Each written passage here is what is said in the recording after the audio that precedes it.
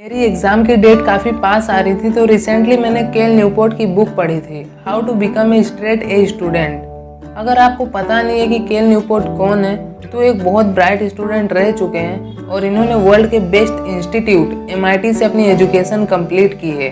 केल न्यूपोर्ट को study tips and tricks के बारे में काफ़ी अच्छी नॉलेज है। इन्होंने कई सारे स्टूडेंट्स को भी ऑब्जर्व किया है।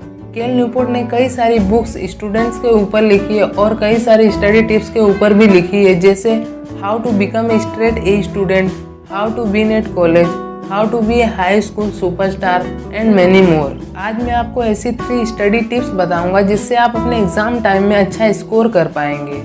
केल न्यूपोर्ट बोलते हैं अगर कोई स्टूडेंट ये 3 स्ट्रेटेजीज या टिप्स फॉलो नहीं कर रहा है तो उसके लिए बाकी सारी स्ट्रेटेजीज और टिप्स यूजलेस हैं। आपने इससे पहले भी YouTube पर स्टडी टिप्स के ऊपर अनेकों वीडियोस देखी होंगी। आप YouTube पर सर्च करते होंगे how to focus on study, how to complete whole syllabus in 1 day, how to complete 1 chapter in 1 hour, etcetera. आप सोचते हैं कोई एक रेवोल्यूशनरी मेथड मिल जाए जिसकी वजह से आप हमेशा मोटिवेट रहें, पर टू बी होनेस्ट ऐसा कोई मेथड एग्जिस्ट ही नहीं करता है जो एक दिन में 1 ईयर की बुक कंप्लीट करा दे। हमारे सक्सेस और फेलियर्स के बीच में बहुत ही छोटी छोटी चीज़ें या मेथड्स का डिफरेंस होता है। कई बार हम इन मेथड्स को इतना सिंपल समझ लेते हैं और हम उसका यूज़ ही नहीं करते हैं। हम सोचते हैं इतनी छोटी छोटी चीज़ों से हमारे स्टडी पर क्या इम्पेक्ट पड़ेगा।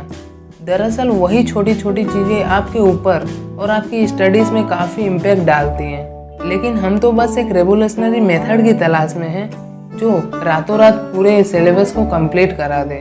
तो इस वीडियो में हम उन स्मॉल चेंजेस के बारे में बात करेंगे जो हम यूज़ कर सकते हैं अपनी स्टडीज़ की क्वालिटी को इम्प्रूव करने के लिए। मैं ये 3 मेथड्स केल न्यूपोर्ट की book how to become a straight A student से बताऊंगा। तो चलिए शुरू करते हैं। फर्स्ट टिप है manage your time 5 minute a day. Cal Newport बोलते हैं जब तक हम अपने सारे गोल्स को, सारे टास्क को अपने दिमाग में रखेंगे तब तक हमारा दिमाग शांत नहीं रह पाएगा, वो रिलैक्स नहीं कर पाएगा अच्छे से। इसलिए केल न्यूपोर्ट बोलते हैं सुबह के 5 मिनट लगाकर अपने सारे काम को, सारे टास्क को एक पेपर पर लिख लीजिए। रिसर्च के अकॉर्डिंग जब हम अपने थॉट्स को या गोल्स को एक पेपर पर लिख देते हैं या किसी चीज़ पर लिख देते हैं तो हम उससे बड़ी आसानी से डील कर सकते हैं और हमारा ब्रेन बहुत एनर्जेटिक और बहुत ज़्यादा रिलैक्स हो जाता है। साथ ही में हम अपनी प्रायोरिटी भी सेट कर सकते हैं, कौन सा काम पहले करना है, कौन सा बाद में, कौन सा सब्जेक्ट पहले पढ़ना है, कौन सा टॉपिक पहले पढ़ना है, कौन सा टॉपिक बाद में पढ़ना है, एटसेट्रा। जब आप ये सब चीज़ें सुबह सुबह थोड़ा सा टाइम लगा कर लेते हो तो आप दिन का काफ़ी टाइम बचा लेते हो और जब आप स्टडी टेबल पर स्टडी करने के लिए जाते हो तो आपको कन्फ्यूज़न नहीं रहती है कि कौन सा टॉपिक पढ़ना है, कौन सा सब्जेक्ट पढ़ना है। सेकेंड टिप है डिक्लेयर वॉर ऑफ प्रोक्रास्टिनेशन। हमें पता ही है स्टूडेंट लाइफ में हम कितनी चीज़ों को प्रोक्रास्टिनेट करते हैं, खासकर स्टडी के टाइम। आज रहने देता हूँ, कल से कर लूँगा, लेकिन वो कल आता ही नहीं है। आप डिसाइड कर लो अब से मैं चीज़ों को टालूँगा नहीं, लेकिन हम इसे करेंगे कैसे। इसके लिए 4 मेथड्स हैं। पहला मेथड कहता है keep a work progress journal.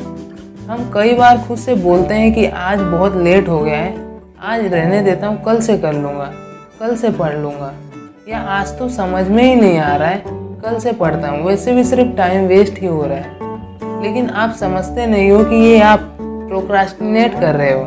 केल हमें बताते हैं कि सोने से पहले चीज़ों को लिख लो जो कल करना है और आप अपने एक्सक्यूजेस भी लिख लो ताकि जब आप दोबारा से वही एक्सक्यूज दोहराएं तो आप समझ जाएं कि मैं प्रोक्रास्टिनेट कर रहा हूँ और वापस से आप स्टडी ट्रैक पर आकर स्टडी करने लग जाएं। दूसरा मेथड है फीड द मशीन।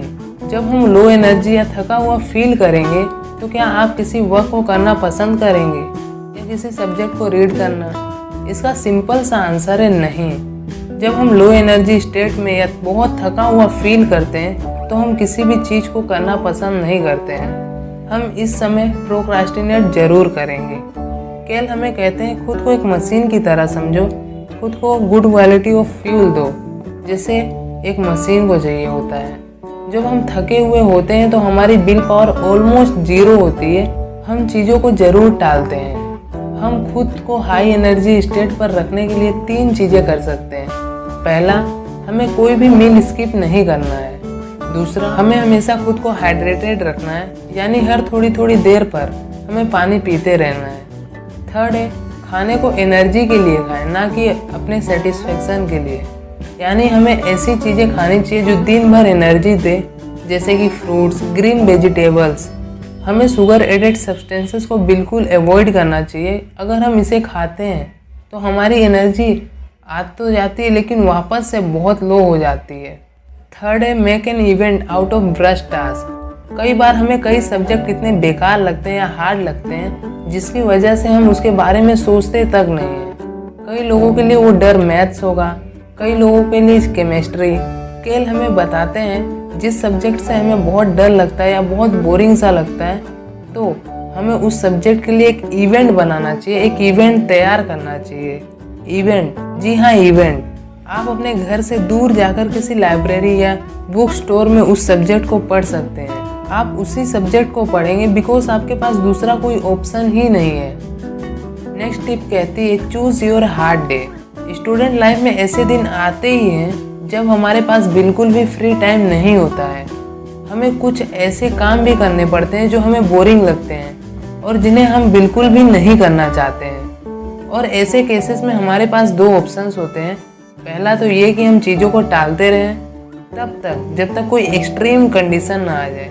दूसरा ऑप्शन है कि हम पहले से ही चूज कर लें हम इतनी मेहनत कौन से दिन करना चाहते हैं। मान लीजिए मैंने सैटरडे सेलेक्ट किया, आप कोई और सेलेक्ट कर सकते हैं। ये ज़रूरी नहीं है कि आपको भी सैटरडे ही सिलेक्ट करना है। अगर मैंने सैटरडे सेलेक्ट किया है तो उस दिन मैं अपना सेलफोन बंद करके बस स्टडी करूँगा। मैं किसी भी दोस्त के घर पर घूमने नहीं जाऊँगा, मैं किसी से बातें नहीं करूँगा, सिर्फ स्टडी करूँगा। नेक्स्ट स्ट्रेटेजी है, कब पढ़े, कहाँ पढ़े, कितना पढ़े। केल के अकॉर्डिंग पढ़ने का बेस्ट टाइम सुबह का होता है। इस समय आप खुद को बहुत फ्रेश फील करते हो और चीज़ें भी काफ़ी अच्छे से याद होती हैं। कई लोग रात को पढ़ना भी काफ़ी प्रेफर करते हैं, तो आप अपने अकॉर्डिंग टाइम चूज़ कर सकते हैं कि आपको कब पढ़ना है। अगला सवाल आता है, कहाँ पढ़ें। यहाँ पर केल बोल रहे हैं जितनी शांत जगह होगी उतना ही बेटर होगा। हमें ऐसी जगह पढ़ना चाहिए जहाँ हमें कोई डिस्टर्ब ना करे, जहाँ हम अच्छी सेल्फ स्टडी कर सकें। आप अकेले में पढ़ें, ग्रुप स्टडी के चक्कर में तो बिल्कुल भी ना पढ़ें। आप जितना अकेले पढ़ेंगे आपके लिए उतना ज़्यादा अच्छा होगा। नेक्स्ट सवाल आता है, कितनी देर तक पढ़ें। इसमें केल बोलते हैं हर 1 घंटे बाद एक ब्रेक लेना चाहिए और वो ब्रेक 15 से 20 मिनट तक का होना चाहिए, उससे ज़्यादा नहीं। आप ब्रेक के दौरान वॉक कर सकते हो, मेडिटेशन कर सकते हो, कोई लाइट एक्सरसाइज कर सकते हो या लाइट म्यूजिक सुन सकते हो। तो हमने इस वीडियो में देखा कि सक्सेस और फेलियर्स के बीच में बहुत ज़्यादा डिफरेंस नहीं होता है। बस 4 या 5 छोटी हैबिट्स हैं जो हमारे स्टडी को इम्प्रूव बनाती है। हम इन्हीं हैबिट्स को इग्नोर कर देते हैं जिसके कारण हम अपने पोटेंशियल जितनी स्टडी भी नहीं कर पाते हैं और खुद को लूज़र समझते हैं। दोस्तों, आशा करता हूँ कि वीडियो आपको पसंद आई होगी। वीडियो को लाइक एंड शेयर करना ना भूलें और ऐसी ही वीडियोस देखने के लिए आप इस चैनल को सब्सक्राइब कर सकते हैं। And last, thanks for watching.